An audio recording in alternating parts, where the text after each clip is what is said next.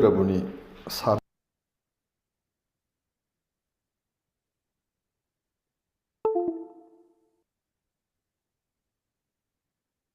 오늘 여러분이 3회 채점평 받았는데 내일 이야기를 하기로 하고 최고 답안을 3개를 받았는데 그나마 하여간에 질문에 맞게끔 좀 목차를 명시적으로 잡아서 상대적으로 잘 쓴 답안지를 하나 택했다.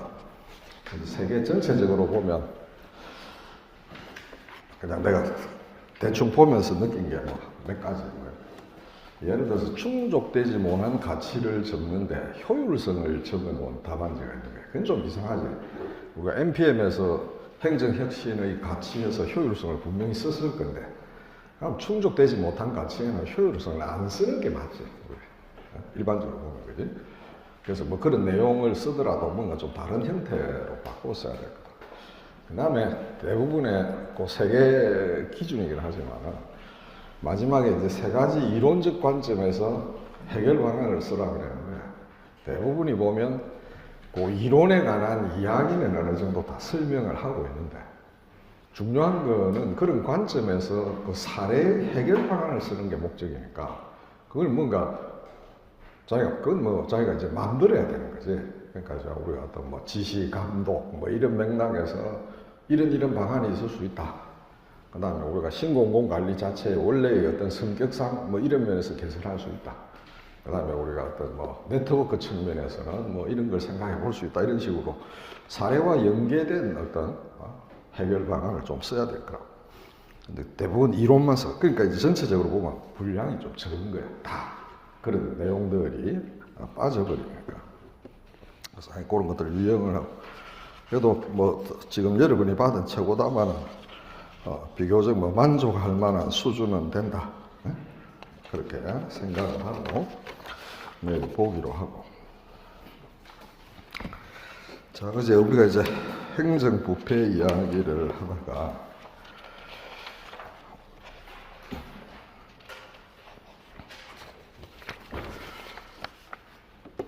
우리나라 반부패 어떤 역대 정부의 노력에 대해서 그냥 간단하게 흐름만 여러분이 그냥 그런 게 있었다 정도로 생각을 하면 될 거고, 그 다음에 이제 그냥 일반적으로 우리가 어떤 행정부패에 관련된 해소 방안이 어떤 게 있을까, 이런 것들이 있을 수 있다라는 정도고, 우리가 실질적으로 시험은 이렇게 포괄적인 질문은 잘 안 된다고. 그러나 이런 내용들이 어쨌든 중심이 돼서 우리가 문제에 대해서 해야 될 테니까. 그래서 다음에 적절할 때 보면 옛날에 인사조직 직렬에서도 하여간 시험에 나온 게 있고, 여러 가지 부패에 관한 문제들이 있으니까 이제 그런 걸 통해서 좀 구체적인 내용은 보완을 하면 될 거고. 그래서 이제 편의상 해소 방안이 많으니까, 원인이 다양하니까 아무래도 해소 방안이 좀 많겠지, 그지? 그래서 이렇게 미시적, 거시적 이렇게 표현을 써서 내가 유형화를 해놨다고요. 그래서 미시적이라는 건 말 그대로 어떤 관리 차원, 제도 개선 이런 의미고, 거시적인 거는 좀 포괄적인 이야기다. 이제 우리가 미시적인 측면에서는 보면 일단 부패 관련 제도의 어떤 개선이 필요할 거다. 가장 이제 큰 거는 우리가 어떤 법규의 비현실성을 우리가 해소를 좀 해야 된다. 현실성을 좀 우리가 적절하게 개선을 해야만 관료들이 어떤 부패를 저지를 수 있는 재량권이 우리가 줄어드는 거니까. 그래서 그런. 그 다음에 우리가 어떤 행정정보 공개를 좀 활성화시켜서 그런 어떤 부패, 좀 투명성을 좀 확보하자. 비슷한 차원에서 이제 우리가 IT를 활용한 그런 것이 있을 수 있으니까. 그리고 이제 IT 활용한 우리가 대표적인 게 서울시 오픈 시스템이니까 나중에 이제 그 부패 억제 장치에서 따로 간단하게 한 두세 줄로 설명을 할 테니까 뭐 여러분 예를 들어서 그렇게 생각.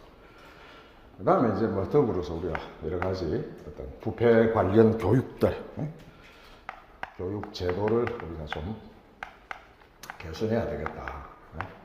이제 그 말은 우리가 좀 더 체계적인 어떤 그런 프로그램을 만들어서 해야 된다. 이게 단순히 뭐 많은 공무원들을 대상으로 집단 교육을 하면서 뭐 우리가 약간 원론적인 이야기를 해서는 안 된다. 이게 사실 투자가 필요한 거죠. 이런 걸 어떤 민간 컨설팅 뭐 이런 데 업체에다 맡겨가지고 그런 프로그램을 우리가 좀 만들어야 돼요. 그 다음에 이제 우리가 윤리 교육을 좀 강화해야 된다. 그래서 이건 나중에 이제 여러분 그 배후 자료에 보면 최근에 나온 논문 가운데 이제 우리나라 그 윤리 교육의 현실을 이렇게 설명해. 굉장히 구체적인 내용이긴 하다. 그래도 뭐 여러분이 한 번쯤 이렇게 우리나라에서 윤리 교육에 대해서 어떻게 되고 있는지 뭐 이런 것을 한번 흐름을 잡아보는데 의미가 있으니까 나중에 이걸 보면서 이제 좀 그렇게 하기도 하고. 그 다음에 이제 하나는 어떤 부패와 관련된 일종의 보상 시스템이라고 볼 수 있는데 우리가 어떤 부패의 적발 가능성을 제고를 하자. 그러니까 우리가 흔히 이제 부패는 빙산의 일각이다. 뭐 이런 아이스버그 이야기를 한다. 8분의 1만 끝에 빙산이 드러나고 나머지는 물 밑에 있는 것처럼 부패라는 것은 그냥 일부만 드러나고 실제로 많이 관행적으로 하고 있다는 거죠. 안 들키고. 그래서 우리가 부패의 적발 가능성을 높이자. 뭐 이런 이야기를 하고. 적발 가능성을 높이기 위해서는 우리가 할 수 있는 거는 거기에 대한 정부의 어떤 사정 활동을 강화하는 것. 그 외에 제도로 보면 내부 고발제 또는 뭐 우리가 청렴계약제 등등 청렴계약제 이런 게 있죠. 청렴시민관계 등의 어떤 그런 제도를 통해서 우리가 어떤 적발 가능성을 좀 높일 수 있는 뭐 그런 것들이 필요하다. 그 다음에 이제 적발 가능성뿐만 아니고 부패에 대한 어떤 처벌 강도를 높여야 될 거라고. 뭐 처벌 강도와 관련해서는 우리가 이제 지금 제도에 보면 우리가 징계 부과금이 제도라는 게 있긴 있다. 이 징계 부과금 제도라면서 어떤 부패가 생겼을 때 그 사람이 뭐 예를 들어서 100만 원의 이익을 받았으면 관련 규정상으로는 보면 한 5배 이내에서 환수를 하게 돼 있다.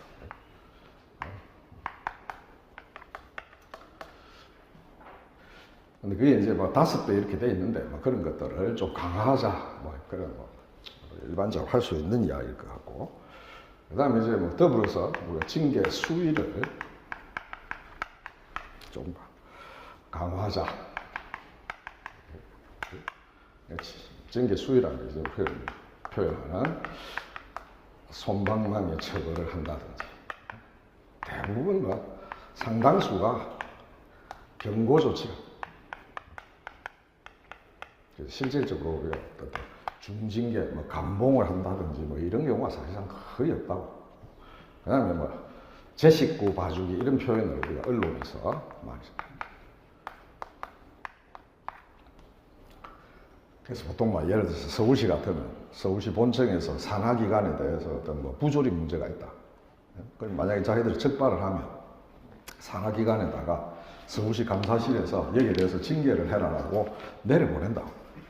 그러면 이제 뭐 밑에서 그걸 결과를 보고를 해야 되니까 뭐 나름대로 징계를 이제 뭐 구청이 뭐 구청 차원에서 인사위원회를 열어가지고 뭐 이렇게 하긴 하는데 뭐 사실상 그렇게 엄격히 안 한다고. 그래서 뭐 공무원들의 어떤 제식구 자기 봐주기식의 어떤 그런 관행 같은 거 뭐 이런 것들을 좀 철폐를 해야 되겠다. 뭐 이런 뭐 맥락의 이야기다 이렇게 볼 수가 있다. 이제 거시적이란 거는 부패라는 것 자체가 어떤 뭐 공무원 개인의 잘못만은 아니니까 어찌 보면 사회적으로 어떤 공동의 책임이다라는 어떤 인식이 있는 거죠. 그지? 그런 맥락에서 보면 일단은 뭐 우리가 정치인이라든지 또는 이익집단, 그 다음에 우리가 일반 국민,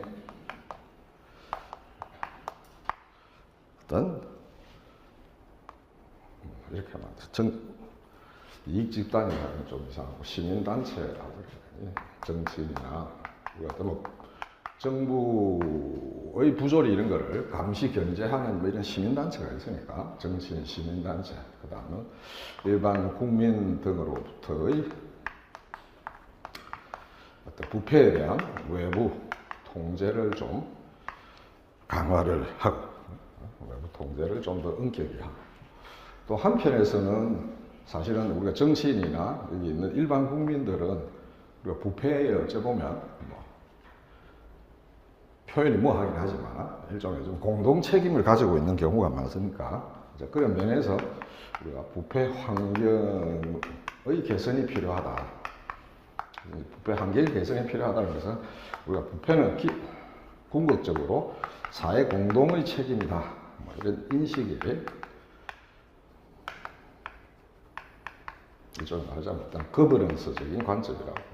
거버넌스적인 어떤 인식 내지는 어떤 관점. 그래서 부패라는 것은 우리가 사회 공동 책임이다. 따라서 어떤 여러 가지 부정청탁 이런 것들을 우리가 좀 하지 못하도록 우리가 좀 차단시켜야 되겠다. 이게 하고자 하는 게 이제 우리가 청탁금지법이니까.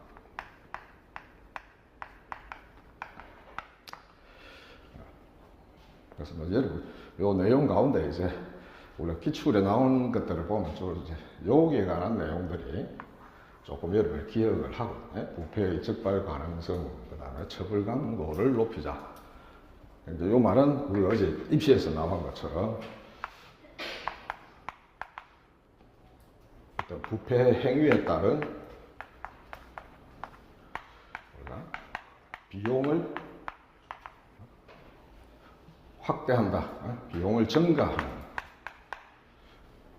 그럼으로써 우리가 부패, 비용의 측면입니다. 이게 뭐 그런 맥락에서 그런 내용들을 좀 같이 인지를 하고, 다음에 뭐 입시 문제도 다음에 우리가 한번 다 풀어봐야 되니까. 자, 그 정도로 뭐 이야기를 하고.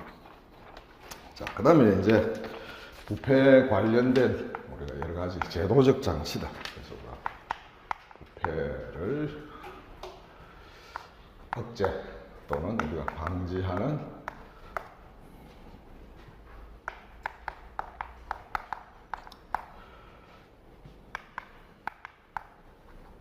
법적 및 제도적 장치들을 쭉 한번 이 가운데 뭐 가장 중요한 거는 청탁금지법하고 이해충돌방지법이고 그 외에 나머지 것들은 간단하게 여러분이 좀 기억을 해볼 필요가 있다. 그런 장치들을 설명을 하라 이런 식의 물음들이 있기 때문에 기본적으로 자 일단 그 가운데서 제일 의미 있는 것 중에 하나가 이제 단독 주제도 우리가 내부 고발제도 이건 뭐 여러분이 기본적으로 좀 알고 있어야 된다. 그래서 뭐 내부 고발제 장단점을 묻거나 아니 부패가 나오면 어쨌든 뭐 이 제도를 우리가 활용해야 될 게 많이 있으니까. 그래서 내부 고발제도라는 건 말 그대로 내부자가 조직에 있는 구성원이 어떤 비리를 목격을 해서 그것들을 상관이나 아니면 최고 관리자한테 보고를 했는데 조직 내에서 묵살이 되면 할 수 없이 이제 그 관련된 정보를 외부 보통 보면 이제 언론 아니면 시민단체에 가서 공표를 한다고. 그러고 나면 그 사람은 조직으로부터 배신자다 낙인 찍혀서 조직에서 하여간에 우리가 뭐 면직을 당한다든지 하여간 이탈하는 이제 그런 어떤 전체적인 과정을 우리가 어떤 내부 고발의 좀 프로세스를 본다고. 그래서 우리가 이제 내부 고발이라는 것은 어떤 특정이 이 특징이라는 것은 조직 구성을 말하는 거예요.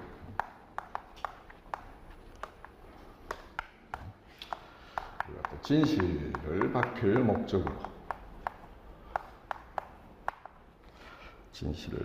목적으로 자신이 속한 조직의 비리를 외부에 공개하는 것을 의미한다. 외부에 폭로하는 행위다.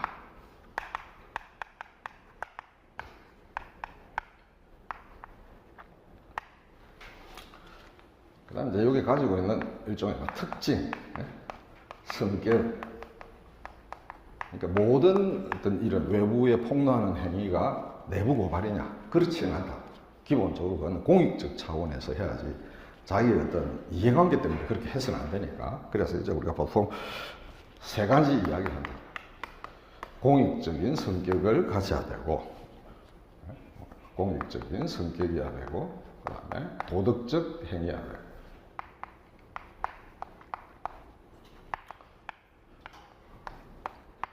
그 다음에 외부적 행위다 라는 특징이 있다. 이 외부적이라는 것은 외부에 알린다는 이제 그 의미고, 그 다음에 그 하는 목적 자체가 도덕적인 동시에 공익적 성격을 가져야 된다. 사실 이제 이게 애매한 거야. 옛날에 우리가 보면 그 삼성에서 일하던 그 법무관, 삼성 내에서 어떤 법률 관련 업무를 보던 사람이, 그 사람이 거의 뭐 삼성에서 일한 지가 한 10년, 20년 오랫동안 일을 한 사람인데, 어느 날 나와서 삼성의 비리에 대한 폭로를 하고 그 관련된 뭐 책도 쓰고 있을 거예요. 이제 사회를 보는 시선은 양면이라고. 한 면에서는 삼성에 가진 문제점을 저 사람의 공익적인 차원에서 고발을 했다라고 긍정적으로 보는 사람도 있지만, 한쪽 측면에서는 저 사람이 저기서 그동안 녹을 먹고 편안하게 살다가 저렇게 할 때는 뭔가 이해관계의 상충이 있었을 거야. 에? 도덕적 행위가 아닐 거야. 순수한 목적이 아닐 거다. 이게 애매한 거지. 그 선을 어떻게 잡느냐라는 것이. 그래서 어쨌든 뭐 여러분이 개념, 그다음에 요 성격을 이제 묶어서 내부 고발죄라는 것은 하여간 이런 것이다. 그래서 요거 이제 과정, 요거는 뭐 여러분이 기본적으로 이제 개념 하나 적어 놓고, 이제 과정은 그냥 이해의 차원에서 우리가 조금 전에 말한 것처럼, 지금 뭐 기본적으로 훨씬 많이 말하는 것처럼 뭐 보이스, 엑시트 뭐 이런 거하고 비슷하다. 그래서 우리가 이제 비리를 목격하게 되면 우리가 상관에게 보고를 하고, 이제 상관이 그거를 묵살을 하면 조직의 어떤 고위층에다가 전달을 하고, 대충 우리가 뭐 민간기업도 그렇지만 특히 정부에서는 문제가 키워지는 것을 원치를 안 하기 때문에 주로 보통 고위층에서 축소 은폐하려고 그러지. 대부분 뭐 이때까지 그렇게 해왔으니까. 이제 그러다 보면 이제 결국은 외부로 나갈 수밖에 없는 거지, 그지? 그래서 우리가 뭐 의회에 가서는 언론, 또 뭐 시민단체 이런 데를 가서 등에 이걸 이제 공개를 한다. 이제 공개하고 나면 우리가 이제 조직과 동료로부터 소외가 돼요.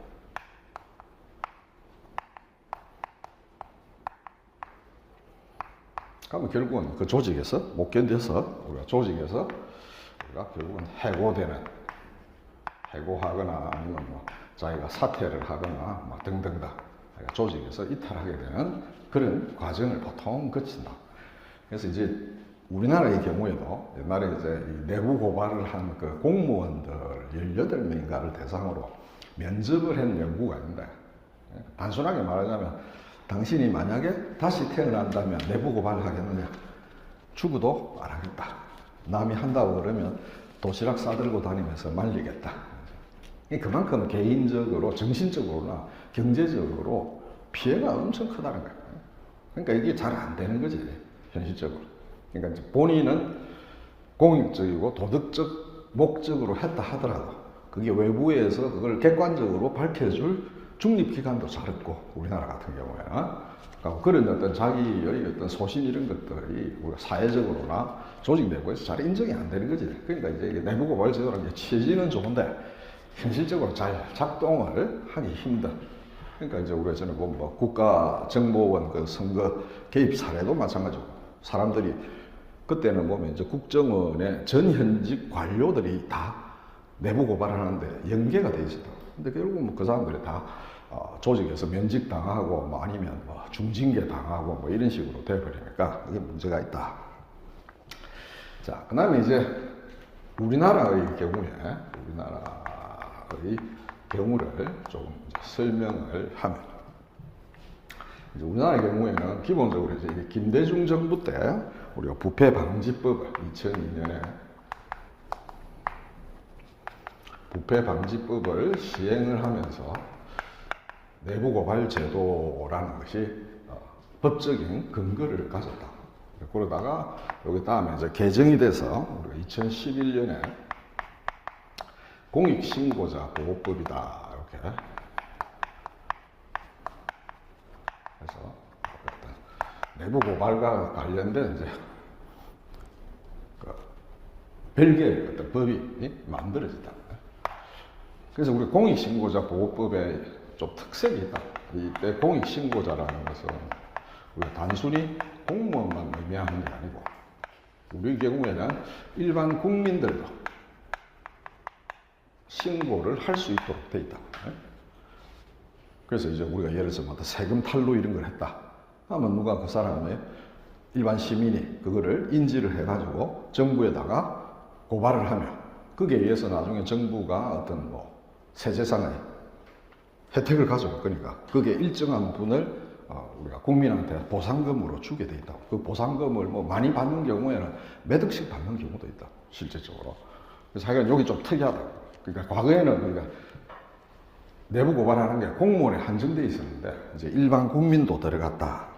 그 다음에 이제 중요한 게 우리가 신분 보장 조치들을 이 공익신고자 보호법에 여러 가지로 해놨다. 그 다음에 이제 우리가 보상금 지급에 대한 규정도 있다.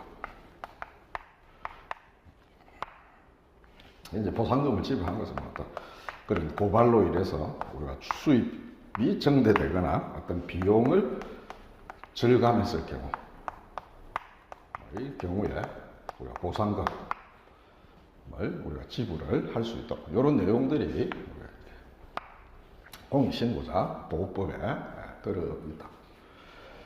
자, 근데 이제 우리나라에서 이게 부패방지법, 그 다음에 우리가 공익신고자법, 이런 것들이 나타나게 된 이제 배경이 이제 어떤 면에서 보면 우리나라에서 이제 소위 말하는 내부 고발에 대한 관심이라는 게 두 가지의 어떤 일종의 말하자면 점화 사건이라고 볼 수 있다. 요 계기가 된 거예요. 요 계기로 이제 우리가 어떤 내부 고발에 대한 어떤 중요성, 두 가지 경우가 있습니다. 하나는 이문옥 전 감사관, 이문옥 전 감사관의 사례가, 그 다음에 하나는 이제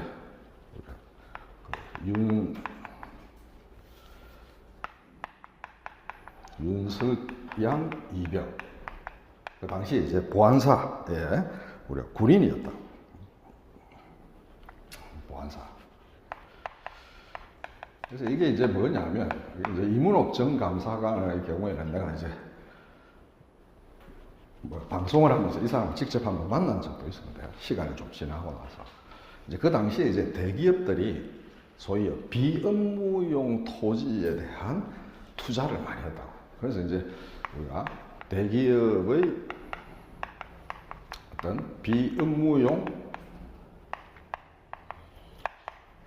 토지에 대한 어떤 그런 비업무용 부동산 취득에 대한 감사를 이 사람이 하려고 했는데 이게 이제 외압으로 중단이 됩니다. 그래서 이제 이 감사관이 우리가 외부에다가 이 사실을 이제 비리를 밝힌 것입니다. 그래서 이게 대기업의 로비, 그 다음에 대기업을 업은 여러 가지 정치 권력들이 개입을 해서 비업무용 부동산 취득이 불법 행위입니다. 불법. 그래서 이제 이 사람이 여러 가지 하여간에 고충을 당해가지고 그 당시에 이제 자기 현직에서 옷도 벗고 이러다가 나중에 다시 내가 지금 정확한 연도는 기억을 못 하겠지만 하여간 몇 년 전에 현직으로 대법원 판결에 의해서 복직 명령이 떨어졌다고. 근데 이제 나이도 들고 사실 복직이라는 게 의미가 없는 거지. 그동안 이 사람이 어찌 보면 불필요한. 그러니까 이제 이게 나온 게 다 이 90년대 초의 사건들입니다. 초에. 그 당시만 해도 뭐 우리가 군사 정권의 힘이 강하고 굉장히 권위주의적 정부였으니까 이 사람의 뭐 이런 어떤 사실 뭐 이 경우에는 우리가 보면 뭐 이 사람이 특히 이런 것과 관련해서 어떤 개인의 이해관계가 있었다고 보기 힘들다. 그렇잖아요. 뭐 기업의 비리를 보고 온 거예요. 근데 그럼에도 불구하고 하여간 잘 안 됐다. 그 다음에 이제 우리가 융수장 이병의 경우에는 이제 그 당시에 보안사가 이 민간인 사찰을 했다.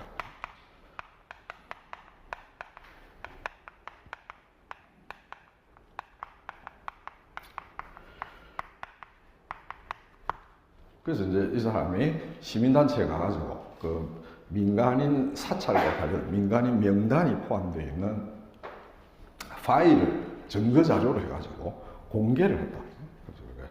민간인 명단 파일을 공개를 했다. 이제 여기 보면 우리나라의 소위 어떤 시민단체나 일반 어떤 시민들 뭐 이런 가운데 또는 어떤 좀 반여적인 어떤 정권에 대해서 좀 비판적 시각을 가진 우리나라 주요 인사들의 대부분이 있었다.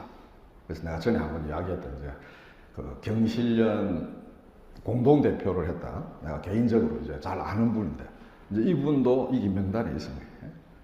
내가 아침에 학교 갔더니 막 전화가 따라와 가지고 야, 박 교수 너 오늘 신문 봤냐? 그래서 무슨 신문 뭐 났습니까? 그랬더니 야, 그 민간인 명단 파일이 나왔는데 내일은 있다고. 그래서 이 정도는 돼야 되지 이렇게 하냐고 이제 뭐 농담을 하는데 그러니까 이제 뭐 지금도 아마 이런 게 있을 거라고 없는 일, 암암리에 이런 것도 있다고 봐야 되는데 어쨌든 이건 중요한 거는 이게 물증이 있는 거죠. 물증이 있는 경우에는 어쩔 수 없다고. 이게 뭐 의혹의 수준이면 정부가 뭐 어떻게 해서 면피를 할 수 있을지 모르지만 근데 이거는 사실 물증이 없었다. 그냥 상황적인 어떤 증거만 있은 거예요. 그래서 이제 이 경우에는 어떤 면에서 보면 실패로 끝난 거예요, 고발이. 요거는 그 당시 이래서 이제 보안사의 주요 위에 어떤 최고위층 간부들이 다 책임을 지고 다 옷을 벗었다. 이게 이제 물증이라는 게 큰 거죠. 그래서 요거 이제 두 가지 사건에 의해서 우리나라에서 내부 고발에 대한 관심들이 늘고 그래서 뭐 행정 현실뿐만 아니고 학계에서도 이제 내부 고발죄에 대한 연구들이 그래서 그걸 이제 주도한 학자가 2명이 있는데 중앙대학 교수가 1명 있고 그다음 대전 모건대인가 교수인가 하여간 2명이 있는데 2명의 이름이 또 똑같다고 우연의 일치가 하던데 그래서 그 두 사람에 의해서 뭐 단행본 책도 나오고 논문들도 몇 개 나오고 이래서 사실은 이제 이런 내부 고발이 활성화되려면 이것도 사회의 어떤 구조 내지는 문화가 뒷받침을 해줘야 된다. 기본적으로. 그래서 우리나라는 아직은 좀 이런 게 활성화되기엔 좀 시기상조다. 뭐 이런 생각을 나중에 이제 우리가 어떤 뭐 장단점 이런 걸 생각을 해보면 알 수 있다. 자, 그 다음에 이제 내부 고발죄가 가지는 어떤 유용성과 한계. 그래서 우리가 기존에 시험 나오는 건 다 이제 내부 고발죄의 장단점 이런 식으로 물으니까 뭐 여러분이 그런 걸 대비해서 어떤 면에서 의의가 있고 한계라는 것은 우리가 어떤 적용상에 있어서 어떤 어려움이 있는가 이런 것들을 몇 가지 이제 여러분이 기억을 해서 쪽에 나오는 어떤 개념, 장단점 요 정도를 여러분 기억하고 그다음 뭐 우리나라와 관련해서 이런 법이 공익신고자 보호법에 의해서 어떤 법적 제도적 장치가 되어 있다. 뭐 이 정도로 여러분 기억을 하면 되겠죠.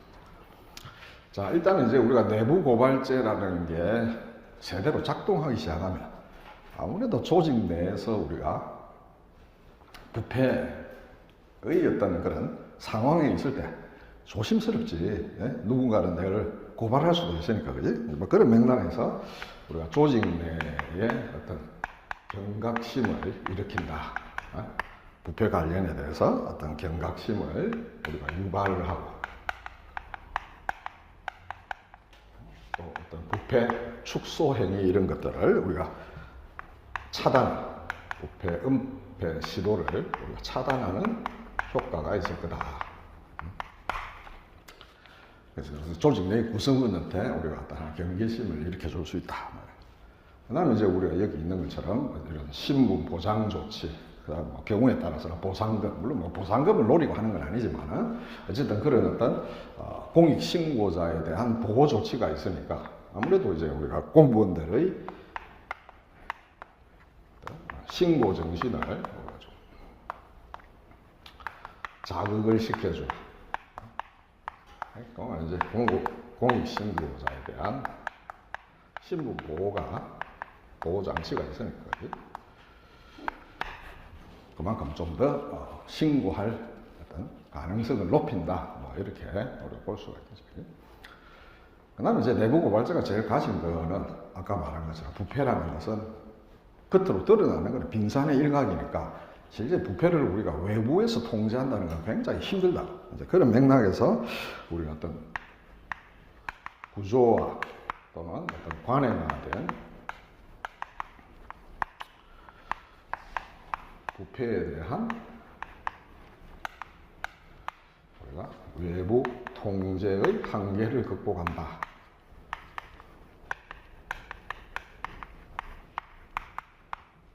이런 면에서 우리가 이 제도의 의의가 있다. 이런 이야기를 해볼 수가 있을 거라고. 반면에 이제 우리가 이게 실제 적용하는 데 있어서는 굉장히 어려움이 있다. 가장 이제 대표적인 게 우리나라의 조직 문화 자체가 굉장히 어떤 집단주의적인 성격을 가지기 때문에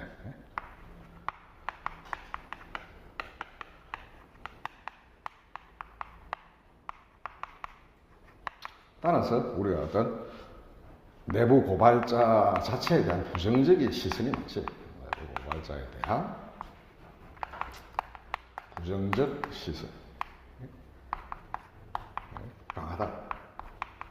그래서 우리가 흔히 막 조직의 배신자다 표현을 하기도 하고, 아니면 우리가 어떤 계층제적 질서에 대한 도전이다 등등 이런 식의 표현을 쓰는 거나, 그만큼 내부 고발하는 게 우리나라의 어떤 집단주의, 이 집단주의라는 게 그 조직 자체가 중요한 거니까 개인보다는 조직이 중요한 거지. 그렇죠? 그러니까 내부 고발자가 그런 어떤 개인적 행위를 하는 데 대해서 곱지 않은 시선이 있다라는 것이 특히 우리나라의 경우에 이제 그러기가 굉장히 힘들어. 그러니까 이제 우리 앞에서 말한 것처럼 조직으로부터 소외되는 거고, 결국은 이런 것 때문에 우리가 어떤 면에서 보면 우리가 조직이나 구성원한테 소외되는 거고, 따라서 이것들부터 어째 보면 퇴출되는 그런 경로를 밟게 되는 것도 이제 이런 시선하고 굉장히 관련이 있다. 이렇게 봐요. 이게 가장 큰 부분이다. 이렇게 봐요. 우리나라에. 자, 그 다음에 이제 고발자의 이런 보호 시스템에 대한 내부 고발자의 보호 시스템이 취약하다.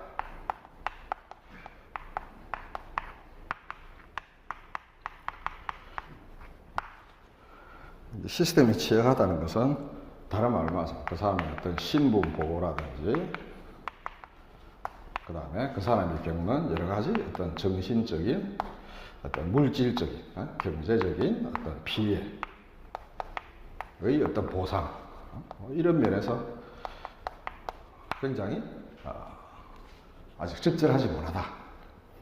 그래서 내가 아까 그 이문옥 감사관을 그때 만났을 때가 이 사건이 터지고 나서 제법 한 7, 8년이 지났을 때인데, 그래서 하여간 뭐 옆자리에서 이제 같이 앉아서 얘기를 하니까 뭐 이제 하다가 내가 이제 얼굴을 보면 알지. 그래서 뭐 인사도 하고 뭐 이랬는데 그 사람이 내보고 그런 이야기를 하더라. 자기는 아직까지도 누군가에 의해서 추적을 당하고 있고, 그래서 다른 사람한테 자기 연락처도 안 가르쳐 준다는 거야. 그래서 쉽게 말하자면 자기하고 접촉해봐야 별로 덕이 될 것 없다는 거야. 그러니까 그런 어떤 막 피해의식 내지는 하여간 강박증 같은 게 굉장히 오래 가는 거지. 그러니까 어찌 보면 뭐 그 사람, 한 사람의 인생을 망쳐버리는 뭐 그런 문제가 생긴다. 근데 이제 여기 비해서 상대적으로 우리가 미국 같은 경우에는 보면 중립기관이다라고 우리가 볼 수도 있는데, 미국 같은 경우에는 소위 두 개의 우리가 양대 시민단체 NGO가 있다. 이 내부 고발자를 우리가 여러 가지 보호해주고 보상해주는 NGO가 존재를 한다. 이제 이 사람들이 이제 이런 데 대한 여러 가지 어떤 신분 보호라든지 어떤 정신 물질적인 어떤 피해를 구제해주고 하는 강력한 어떤 NGO가 있다라는 것이 어찌 보면 미국 사회에서는 큰 힘이고, 이제 그런 걸 우리가 한번 생각을 해보면 우리도 하여간에 이 제도가 활성화를 하려면 이게 안 되면 사실상 힘들다. 개인의 희생으로 끝날 확률이 많다고 이렇게 볼 수가 있겠죠. 그 다음에 이제 하나는 우리가 사회적 인식의 문제가 있다. 그래서 우리가 공익적이고 도덕적인 차원에서 내부 고발을 했다 하더라도 사회가 가지는 부정적 인식 같은 것들이지, 그지?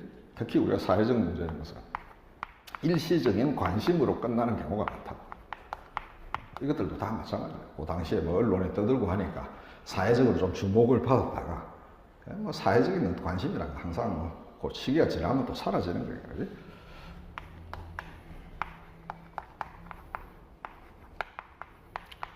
그 말은 우리가 이게 내부 고발자가 이런 행위를 하는 데 있어서 우리가 어렵다. 어떤 사회의 그런 지지라든지 이 사람에 대한 관심이 있어야 돼. 어떤 면에서는 보면 뭐 내부 고발은 아니지만 지금 뭐 우리가 이제 최상병과 관련된 뭐 그 이야기도 보면 그 수사단장의 이야기 이제 그런 것들이 지금 계속 어쩌면 관심이 유지되니까 뭐 거기에 대해서 우리가 이렇게 되는데, 만약에 그런 사건도 그냥 일시적인 하나의 가십거리로 나타났다 없을 수 있으면 그 사람 개인만 뭐 어쨌든 본인 의도와 상관없이 피해를 보는 거지. 그래서 이제 그다음에 요 세 번째나 좀 비슷한 이야기를 하지만 결국은 요걸 판정해 줄 수 있는 중립적인 어떤 최종 판정 기관이 있어야 됩니다. 중립적인 판정 기관의 부재. 우리가 특히 물증이 없는 경우,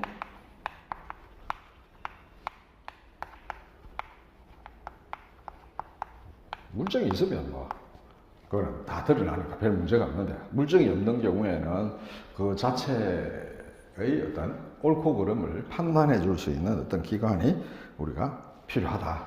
그래서 이제 뭐 이건 결국은 판정기관이라고 뭐 어떤 사법부의 판결이 최종적이긴 하겠지만은 뭐 그게 아니더라도 우리가 어떤 뭐 내부 감사 기관에 의해서든 어쨌든 여기에 대해서 우리가 중립적으로 좀 공정하게 공정성을 의미하는 그런 것들이 좀 있어야 되겠다. 그래서 여러분이 이제 10점짜리 시험이니까 대충 하여간에 뭐 개념 특징 쪽 포함해서 하나, 우리나라의 어떤 법적 근거, 그 다음에 유용성 한계 이렇게 묶어서 한 10점짜리의 범위 내에서 뭐 간단히 하나 정리를 해놓는 거는 좋다고. 아니고 뭐 우리가 부패에 대해서 나오면 이 내용이 다 필요하지 않겠지만은 어쨌든 내부 고발자의 기본 요 정리된 내용을 가지고 압축을 해서 간단하게 어떤 그런 제도를 여러분이 서술을 할 그런 기회가 있을 테니까 자, 그렇게 하고. 자, 그 다음에 이제 두 번째는 아까 말한 우리가 서울시 오픈 시스템. 그래서 소위 IT를 활용한 반부패 시스템.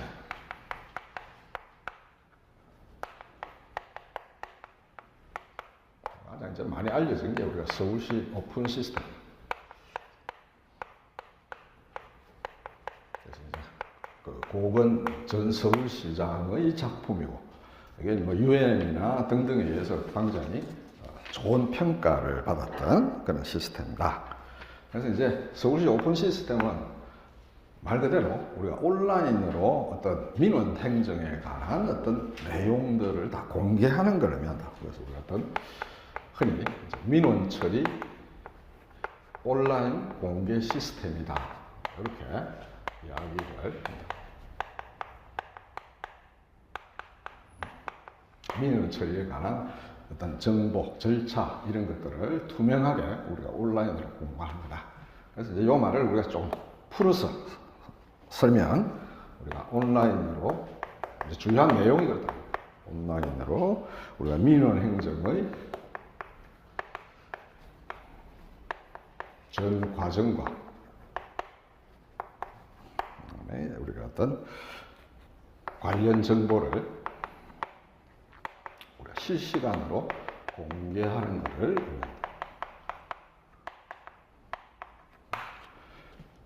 그래서 이제 나도 이걸 이용을 해본 적이 있었는데 내가 옛날에 이제 그 공무원 연금과 관련해 가지고 그러니까 이제 연금이라는 게 자기 소속 기관 그다음 이제 공무원 연금 같으면 연금공단 뭐 이렇게 이제 관련들이 돼 있거든.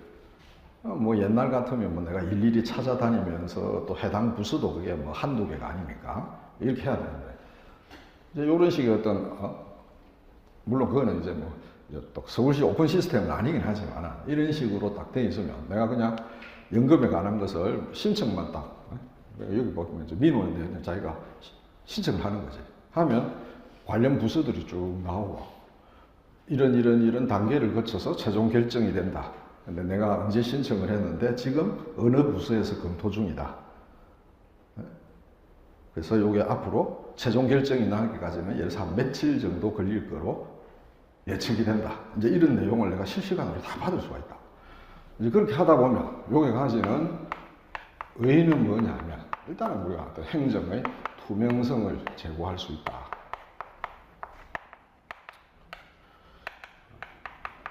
그게 하나의 큰 장점. 그다음에 이제 비슷한 맥락이긴 하지만 기본적으로 우리가 민원 행정이라는 게 결국은 해당 공무원하고 민원인들이 같이 만나서 문제되는 것들이 많거든. 그래서 실제로 보면 이제 우리나라 뭐 경찰서라든지 구청 이런 데 보면 그 주변에 뭐 요새야 이제 뭐 우리가 흔히 말하는 이제 뭐 카페 이런 식이겠지만 옛날에는 다방 이런 것들이 많다고. 이제 민원인들이 행정기관 내부에서 만나서 이야기를 할 수는 없으니까 왜냐면 그 다 음성적인 이야기니까. 그럼 이제 공무원을 불러내서 외부에서 이제 부탁하고 뭐 자기가 뭐 촌지를 주면 주고 뭐 이제 이런 관행들이 굉장히 많았다.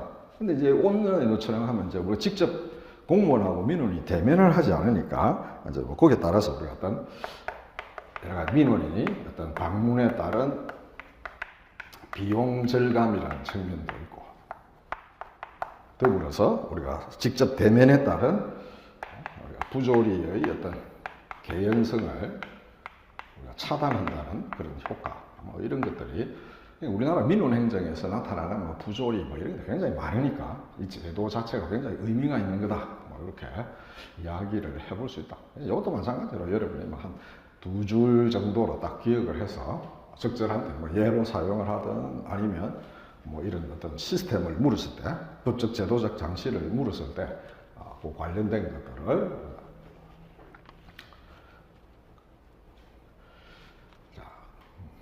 그렇게 하고, 그다음 이제 세 번째는 요 뭐 여러분이 좀 익숙하지 않는 건데, 우리가 청렴 시민관제라는 게 있다. 쉽게 말해서 이제 부패 관련해서 청렴한 시민을 우리가 채용을 해가지고 이 사람이 우리가 부패 이런 것들이 안 나타나도록 이게 특히 보면 이제 광급공사 어떤 정부나 공공기관에서 하는 공사 이런 것과 주로 관련된 거예요. 그래서 이게 이제 우리가 배경은 뭐냐면 우리가 이전에 이제 이 그 감사관을 우리가 개방직으로 뽑았다고. 그래서 우리가 이전에 개방직 감사관제가 있었는데 이 개방직이라는 것은 우리가 이제 인사에서 설명하겠지만 쉽게 말해서 정부 내 외부의 경쟁을 거쳐서 경쟁을 통해 사람을 채용하는 것을 의미한다. 그러니까 내부의 관료가 지원을 할 수도 있고 외부의 전문가, 그러니까 이제 정부에서 이런 직무의 성격에 따라서 필요한 경우에 개방직위로 지정을 해갖고 그 다음에 이제 그런 이런 과정을 채용 과정을 공식적으로 다 거치게 된다. 지금은 우리가 인사혁신처에서 전체적으로 통합 운영을 하고 있다. 이게 이제 우리가 개방직을 할 때 초기에는 각 부처별로 했다. 각 부처별로. 그럼 각 부처에서 개방직이 있으면 그 개방직 뽑기 위해서 나름대로 공식적인 절차를 하는데 아무래도 부처에서 하다 보면 어떻게 되겠어요? 내부의 관료하고 외부 전문가가 부딪히면 자기들은 내부 사람을 뽑을 유인이 크지. 왜냐하면 그 사람이 올라가야만 승진이 돼야만 밑에 사람들도 또 따라서 승진이 되고 하는데 외부 전문가가 그 자리를 딱 차지해버리면 승진길이 막혀버리는 거거든. 그러니까 이제 그런 것 때문에 여러 가지 이제 불공정성이 많이 나타나니까 그 뒤에 이제 제도를 바꿔가지고 지금 이제 인혁체에서 전부 통합적으로 한다. 통합적으로. 그래서 이제 이 그 개방직을 어쨌든 뭐 나중에 이제 우리가 인사에서 배우겠지만 여기 어찌 보면 NPM의 대표적인 하나의 제도이기도 하다.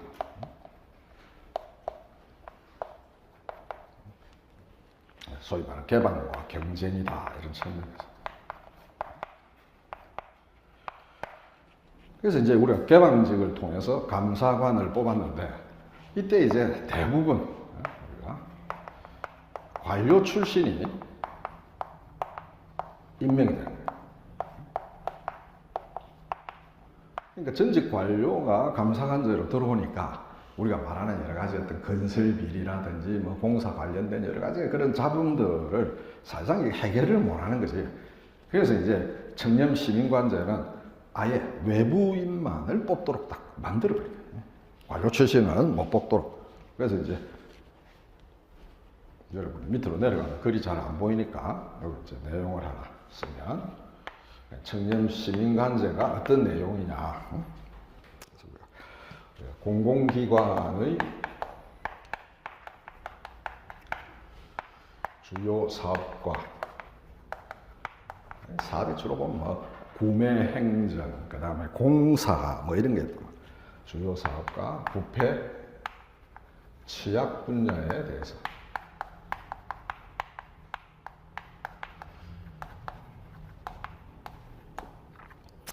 독립적인 지위를 가지고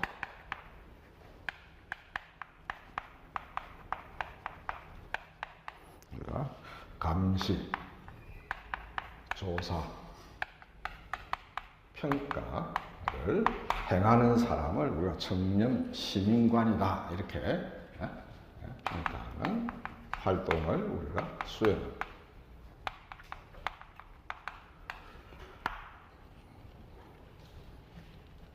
그래서 이게는 벌써 중요한 것이 우리가 외부인을 외부에서 위촉해야 된다.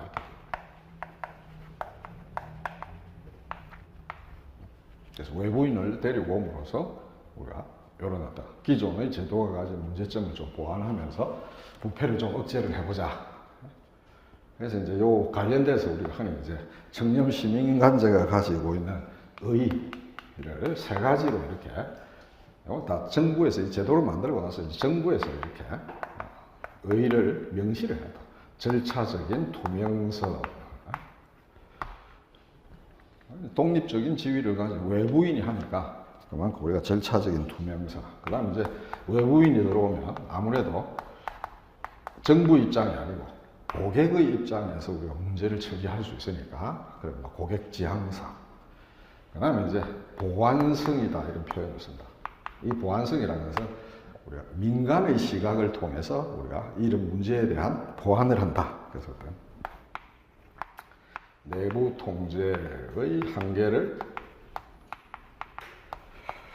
외부의 시각에서 보완한다.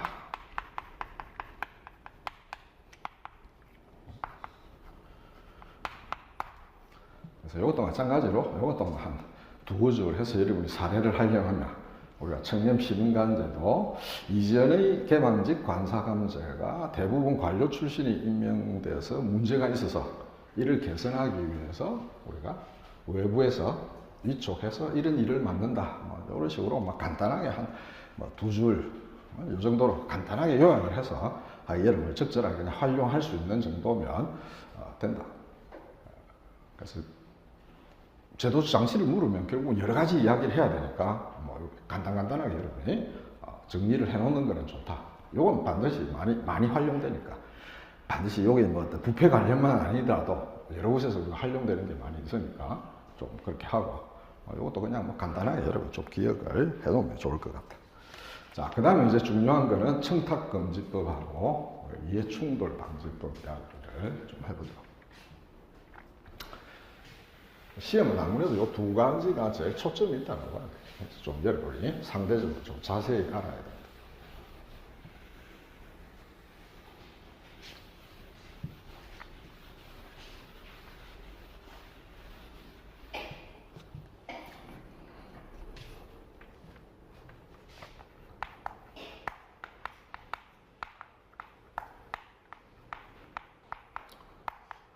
청탁금지법에서는 일단 이 법의 제정 배경을 여러분이 좀 이해를 해야 되고, 그 다음에 뭐 우리가 몇 가지 핵심 내용, 어떤 내용을 가지고 있는지, 그 다음에 요게 가진 의의, 이건 다 뭐 정부에서 이렇게 하고 있는 이야기니까 이런 것들을 중심으로 해서 여러분 정리를 하는데, 특히 재정 배경은 여러분이 좀 잘 이해를 할 필요가 있다.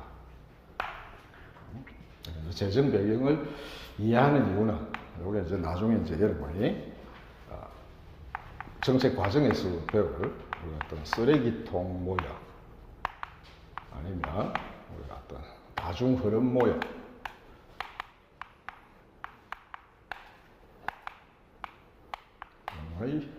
어떤 적용 사례로서 적합하기 때문에 요새는 보통 이제 사례를 지문에 주는 경향이 좀 강하다고. 근데 옛날에는 보면 뭐 대부분의 어떤 그 질문이나 서울대 행정대학 문제 이런 것도 마찬가지지만 지문에 뭐 적절한 예를 활용하여 설명하시오. 너가 알아서 하라 이런 건데, 요새는 그런 것보다 대부분 사례를 준다고. 특히 이제 사례를 활용해서 문제를 많이 내는 게 입시가 그런 게 훨씬 많다고. 그리고 구체적인 사례를 가지고. 그래서 요새는 사례를 직접 줘서 우리가 어떤 이론을 가지고 적용하게 하는 이런 문제의 경향이 강하니까 하긴 한데, 뭐 그렇다 하더라도 우리가 과거식으로 여기 관한 뭐 구체적 사례를 들어 설명하라 뭐 이런 게 충분히 있을 수 있으니까 여러분의 재정 배경을 좀 그 흐름을 잘 이해를 하면, 청탁금지법도 마찬가지고 이해충돌 방지법, 뭐 시험에 나오면 이해충돌 방지법이 나올 가능성이 상대적으로 조금 더 크다고 봐야지. 가장 최근 이슈기도 하니까. 자, 그럼 이제 일단 재정 배경을 쭉 설명을 하자. 하면서 이해충돌 방지법까지 같이 설명하자. 어차피 연계되어 있는 이야기니까. 자, 이제 출발은 우리가 이제 이게 시기적으로 보면 우리가 이제 부산저축은행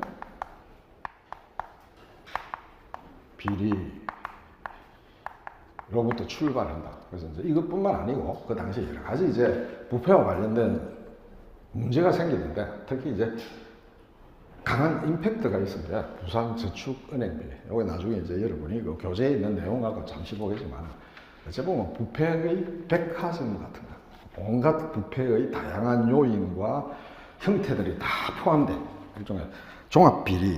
그래서 우리가 부산저축은행 비리 등으로 인해서 우리가 공직사회의 청렴성 위기 문제가 사회적으로 많이, 그래서 우리가 공직자의 또는 뭐 공직사회의 청렴성 위기라는 어떤 문제의식이 우리가 싹트기 시작했다. 그래서 우리가 2012년에 이제 국민권익위원회가 주도를 해서 소위 이제 부정청, 좀 이름이 길다고, 부정청탁 금지 및 이해충돌 방지에 관한 법률을 위반을 했다. 이해충돌 방지에 관한 법률.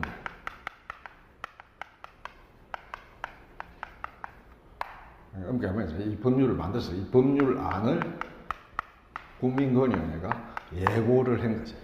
예고를 하고 이제 국회에다가 우리가 보내게 된다. 그래서 여기 나온 지금 부정청탁 금지 및 이해충돌 방지에 관한 법률의 구체적인 내용은 부정청탁 금지도 있고, 이름에는 안 나와 있지만 금품 수수 금지가 들어있다. 그 다음에 이제 우리가 이해충돌 방지에 관한 내용, 이해충돌 방지 규정, 이 세 가지의 내용이 원래 포함되어 있다. 그래서 이때 당시 이제 국민권익위원회가 주도했는데, 이게 당시 이제 김영란 위원장 전 대법관이 이 내용을 뭐 본인이 뭐 개인적으로 이 사람이 주도해서 이런 법률안을 만들어 가지고 국민위원회가 이제 우리가 예고를 하면서 당연히 이제 공청회 과정 이런 걸 다 거쳤다. 과정 등을 거쳐 입법 예고를 했다. 그래서 우리가 흔히 이제 이 부정청탁 금지법 이해충돌 방지에 관한 법률을 우리가 흔히 김영란법이다 이렇게 이야기를 합니다. 이 사람이 주도를 했습니다. 그래서 이제 이게 국회에 넘어갔는데 국회의원들이 무관심하지. 뭐 국회의원들 자체가 어떤 면에서는 보면 이런 어떤 행정 비리에 직간접적으로 연계된 경우가 많고 이러니까 그래서 우리가 이제 국회의 무관심으로 인해서 법률안이 표류를 하다가 법률안 제정이 안 되고 시간 질질 끌게 하다가 이게 이제 세월호 참사가 발생하면서 그 계기로 우리가 당시 이제 박근혜 대통령의 지시에 따라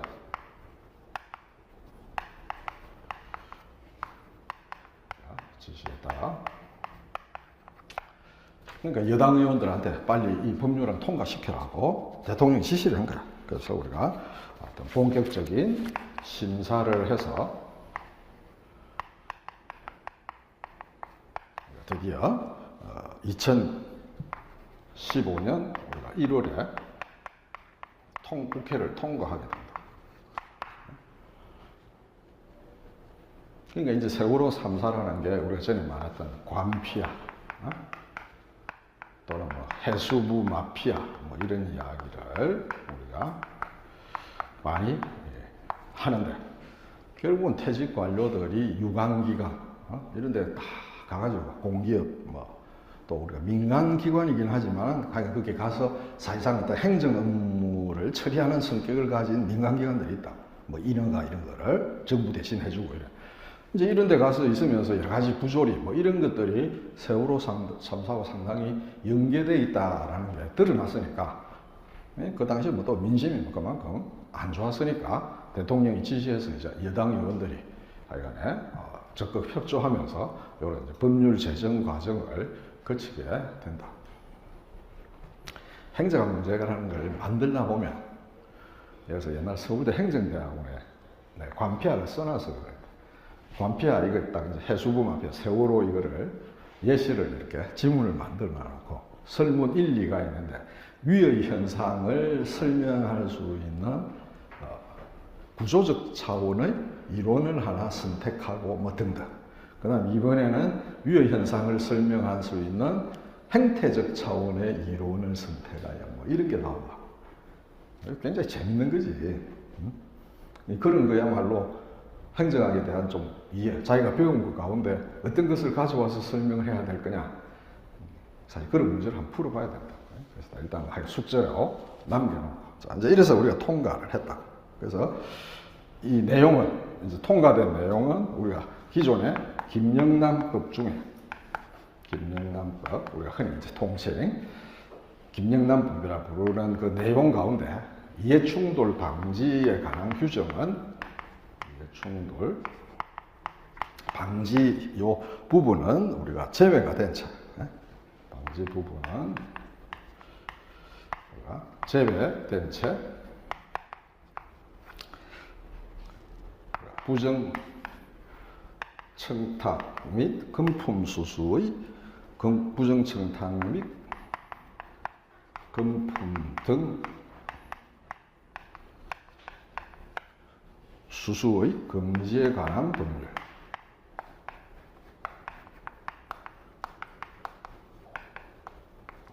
로 이제 제정이 된 거지.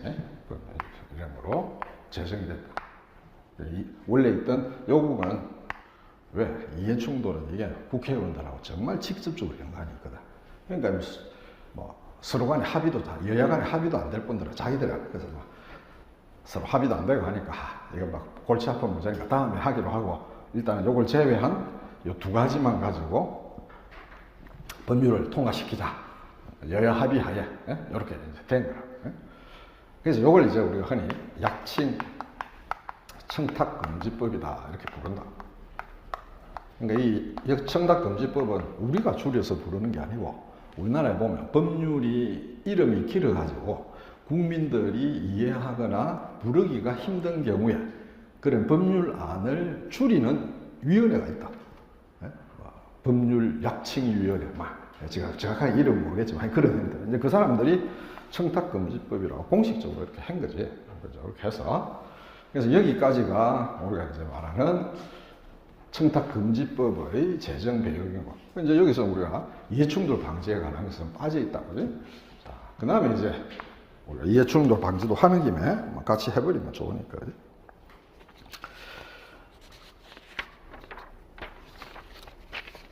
이해충돌 방지법의 이제 제정 배경은 이제 어떤 면에서는 보면 이제 이 프로세스의 연장선상에 있다고 봐요, 그지? 그래서 우리가 이게 국회의원 이름을 실명을 내세우는 게 좀 많으니까 부동산 투기 의혹 등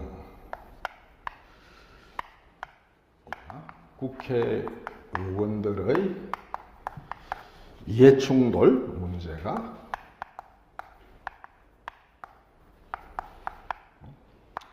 부각이 되고 여기 이제 손예원, 광주시에 있어서 부동산 투기, 그 외에 우리가 여당의 그때 장제원 의원, 그 사람이 이제 자기 집안이 원래 그 사학 재단을 가지고 있으니까 사학 비리 문제 등등 해서 몇 명의 국회의원이 그 당시에 언론을 도배를 했다.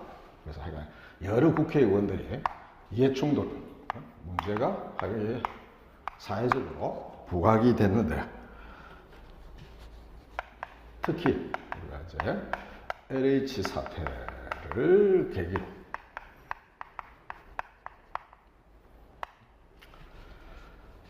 이게 우리가 많이 알려진 거니까, 그지? 어떤 공공기관의 이해충돌 문제의 어떤 심각성이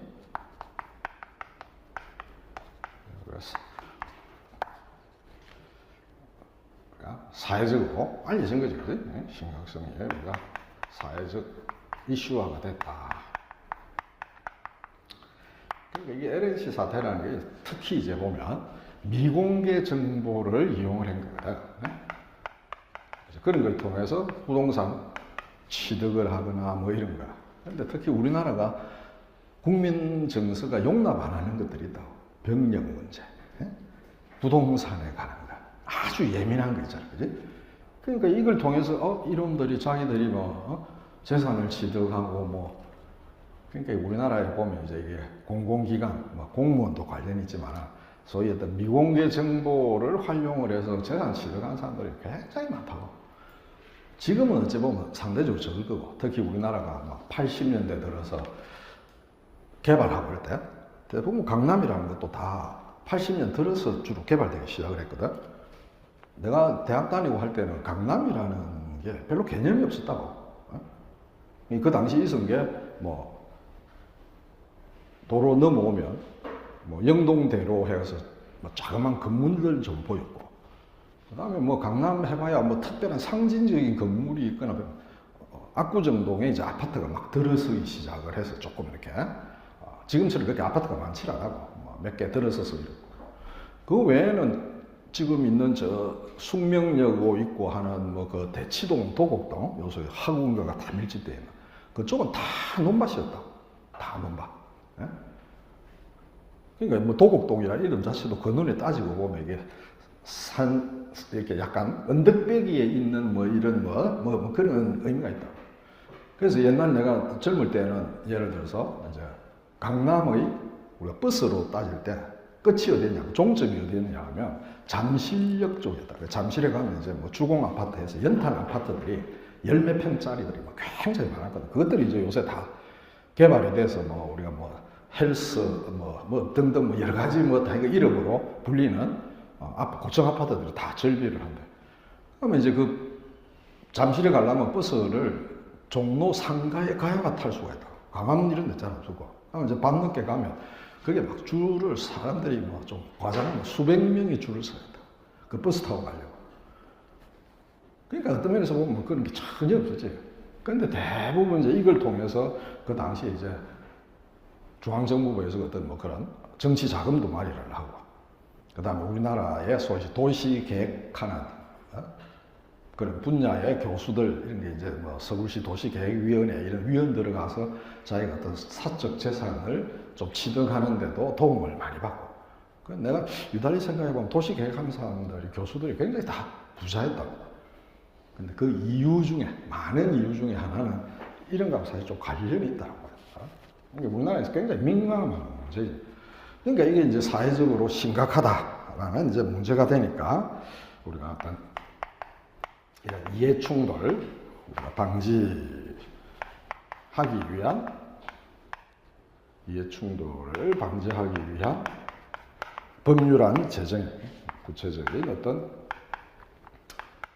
입법 조치를 우리가 단행을 하게 됐고, 그 결과로서 이해충돌 방지법이 제정이 됐다.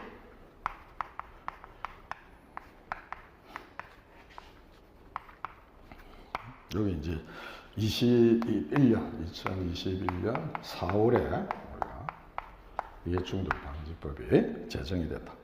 그래서 우리가 말하는 이해충돌 방지법은 크게 보면 두 가지 내용이 있다. 그러니까 쉽게 말하자면 행정부에 관한 거하고 입법부, 국회에 관한, 국회에도 국회법 안에 국회의원의 이해충돌 방지에 관한 규정이 있다.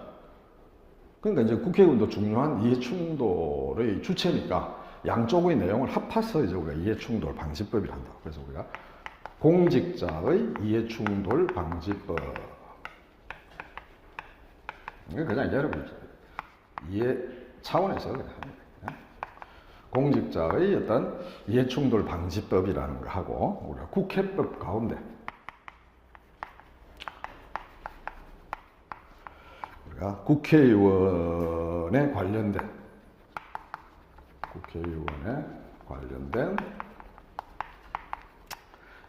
이해충돌의 경우를 명시한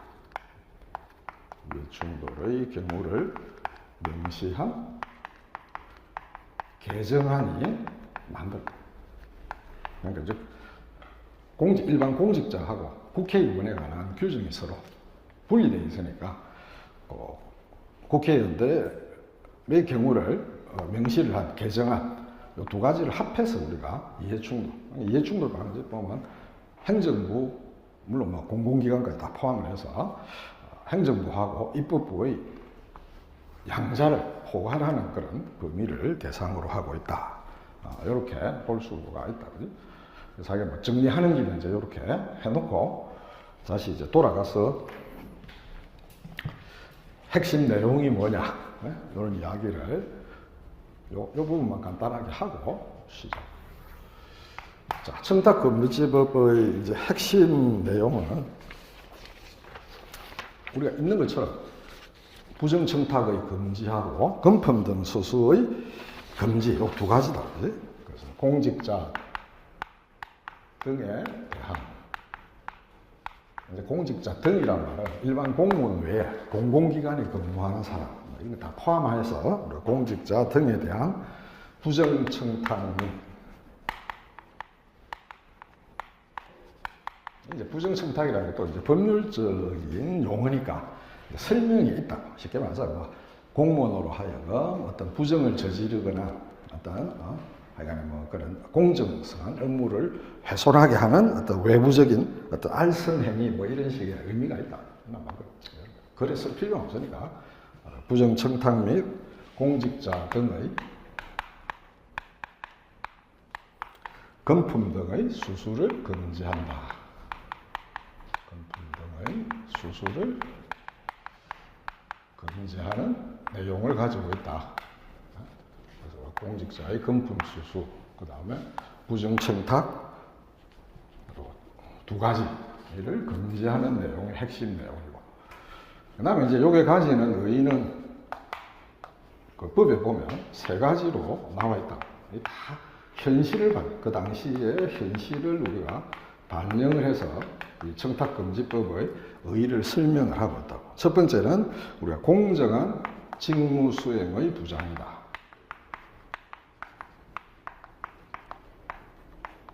그래서 우리가 외부의 청탁으로 인해서 또는 금품 수수를 함으로써 업무 수행의 공정성이 우리가 해할 수 있으니까 한다. 요건 이제 주로 뭐하고 연계된 이야기냐면 우리나라의 영고주의, 온정주의 이런 것들을 좀 척결하겠다.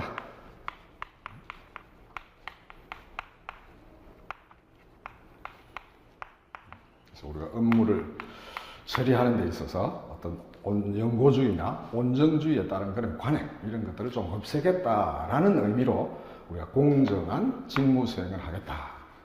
이제 우리나라 사회 전반적인 현실을 반영하는 거고. 두 번째는 국민 신뢰의 확보. 이렇게 됩니다.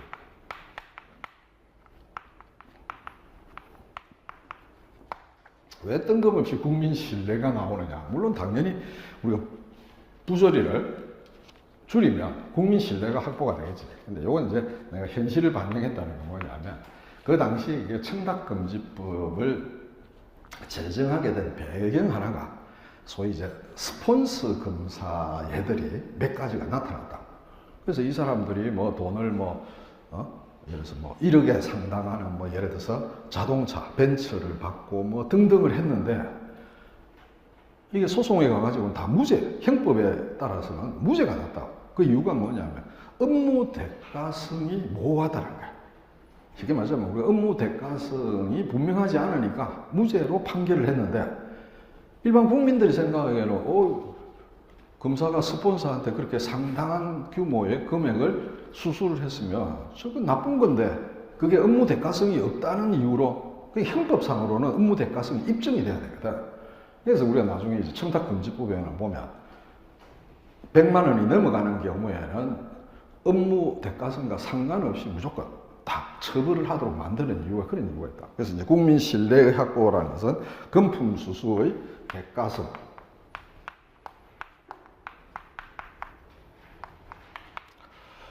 여부를 둘러싼 그 당시에 사회적 논란이 많이 있었다. 대가성을 둘러싼 이제 대표적인 우리 스폰서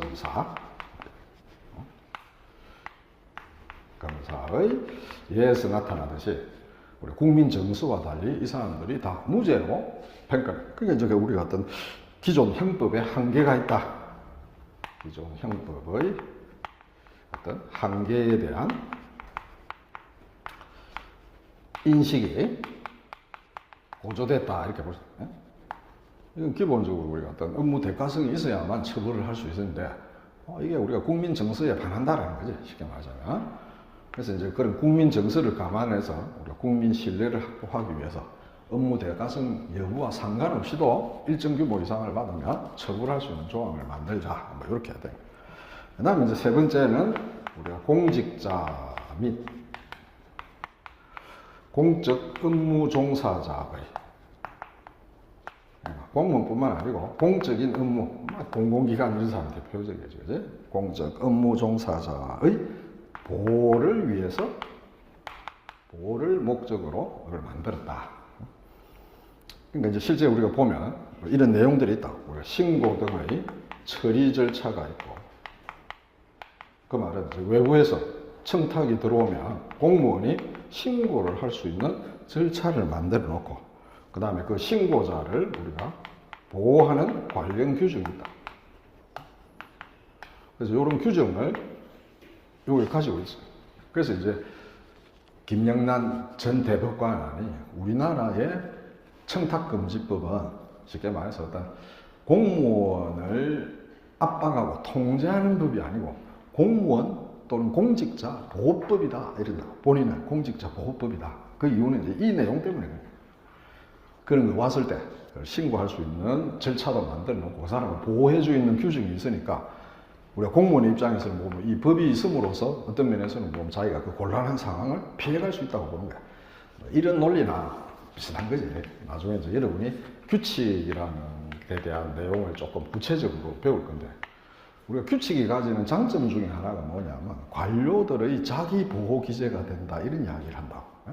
자기 보호 기제가 된다는 건 뭐냐면 외부에서 부당한 요구를 할 때, 특히 우리나라처럼 어떤 영고주의, 원정주의, 또 나아가서는 어떤 정치적 외압이 들어올 때 거절하기 힘들거든. 근데 그 거절하는 수단이 될 수 있는 게 규칙이야. 내가 그렇게 해주고 싶어서 관련 규정상으로 이건 도저히 불가합니다. 이해해 주십시오. 그래서 우리가 어떤 규칙이 가지는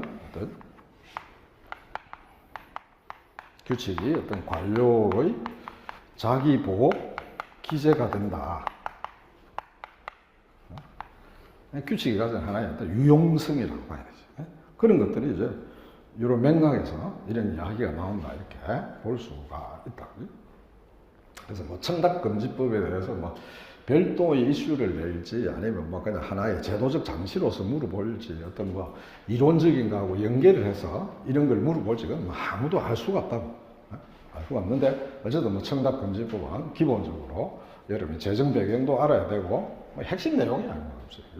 그 다음에 기본 요 세 가지의 요게 어떤 맥락에서 나왔는지 이런 것들을 좀 알고 있을 필요가 있다. 자, 거기까지 하고 그 구체적인 내용은 조금 쉬었다가 그냥 표를 통해서 간단히 한번 보고 그렇게 하죠.